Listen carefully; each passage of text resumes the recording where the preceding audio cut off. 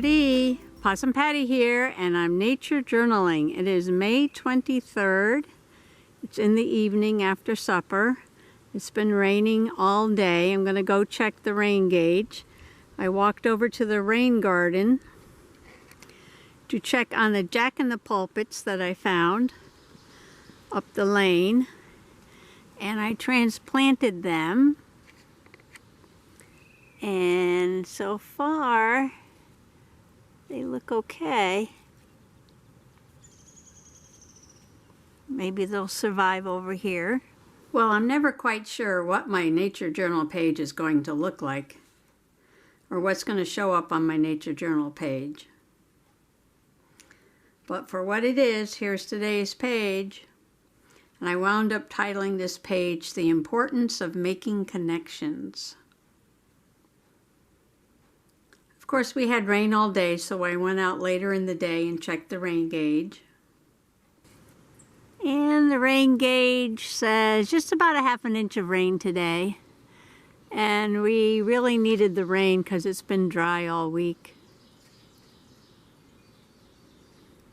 But things are really looking green.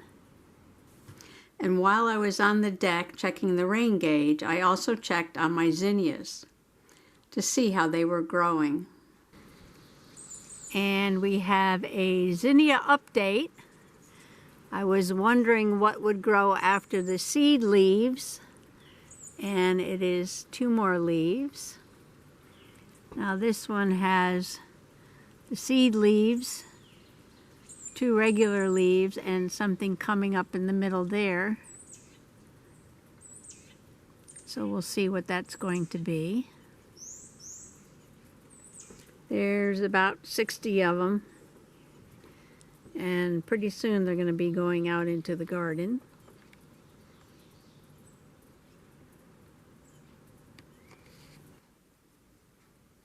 They're about 1.5 inches tall now, and some of them have their second set of true leaves, but you can still see a little growth in the middle coming out. So what I did was a little study on how plants grow, and I took some notes.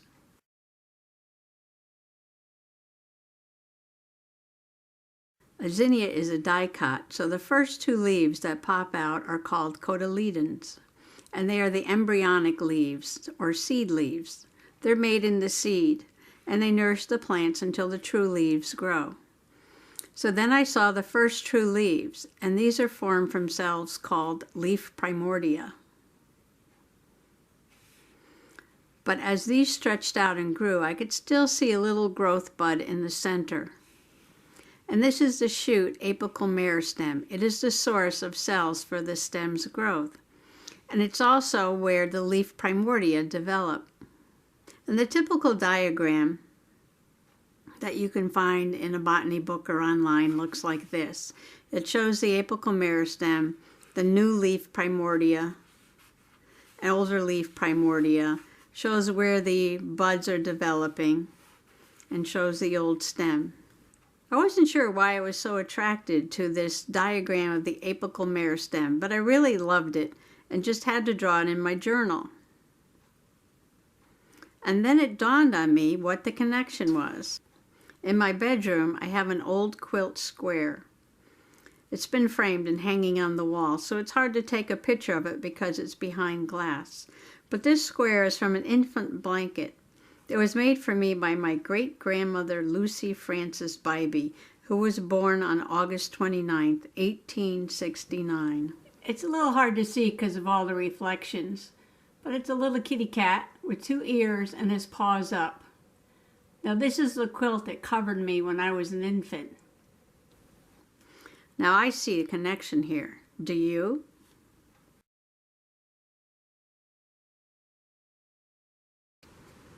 Taking a little after-dinner walk.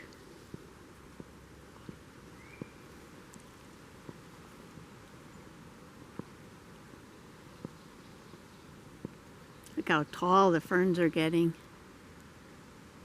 And now I'm walking over to the area where I put the jewel weeds.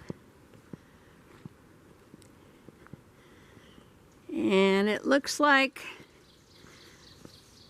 some of the little jewel weeds will survive. Sometimes it's hard to transplant wildflowers, but we shall see. Something else I looked at today was the Polytrichum, or hairy-capped moss. I picked one from a group growing over by the sand mound, and they look like little pine trees. So that's my connection for the moss today. They look like little pine trees. Interesting moss down here.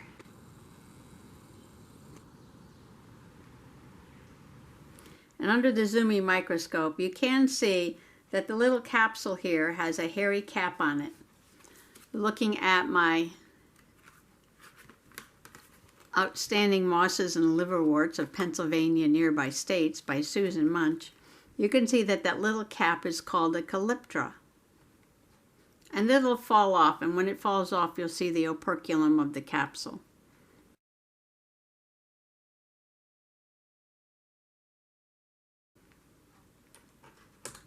I made a little diagram here showing the gametophyte, which is one generation, and then the sporophyte, which is another generation, but grows off of the gametophyte.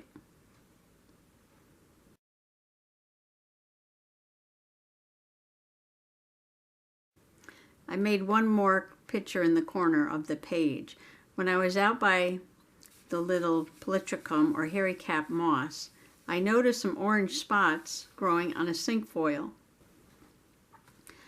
I thought at first something might have laid eggs on the leaf, but when I brought it in and looked it up online and looked at it under my zoomy microscope, I realized that it was a fungus called orange rust.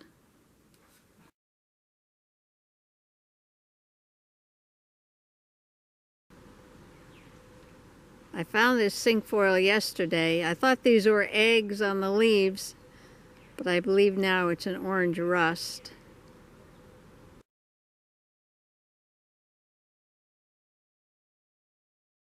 So today's Nature Journal is quite a mashup of different things. We have a study of a plant growth with apical meristems, making a connection with an infant quilt.